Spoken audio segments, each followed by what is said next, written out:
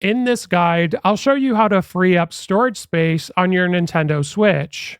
So the two main ways to do this are to either delete games or you can delete apps. So we're going to go down to System Settings in the bottom right. Then you want to scroll down and find Data Management. And now we're going to scroll over to the right. Now, if you take a look at the top, you'll see the current system memory and free space, as well as if you have a microSD card, you'll see how much space is on that. So we're going to go down to Manage Software. And here's where you'll see all the games and apps currently on the console. So I'm going to go ahead and select this one because I want to delete it.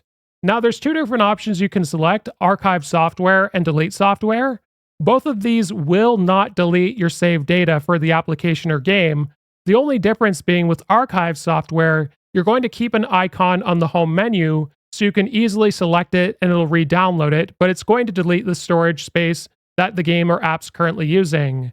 Whereas Delete Software is going to remove the icon on the home menu and delete the storage of the app or game, but it's still going to keep your saved data. So I'm going to go to Delete Software and go to Delete. Can always be re-downloaded from the Nintendo eShop, and I'm going to press OK.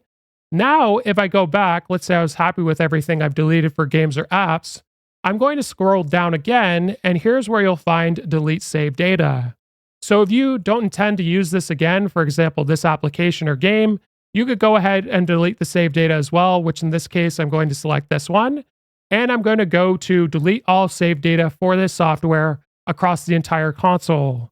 Now it's going to give a final warning. I'm going to select delete saved data, and it's going to get rid of it. And we've officially saved a lot of space on our Nintendo Switch. If this video was helpful, like and subscribe, and we'll see you in the next one.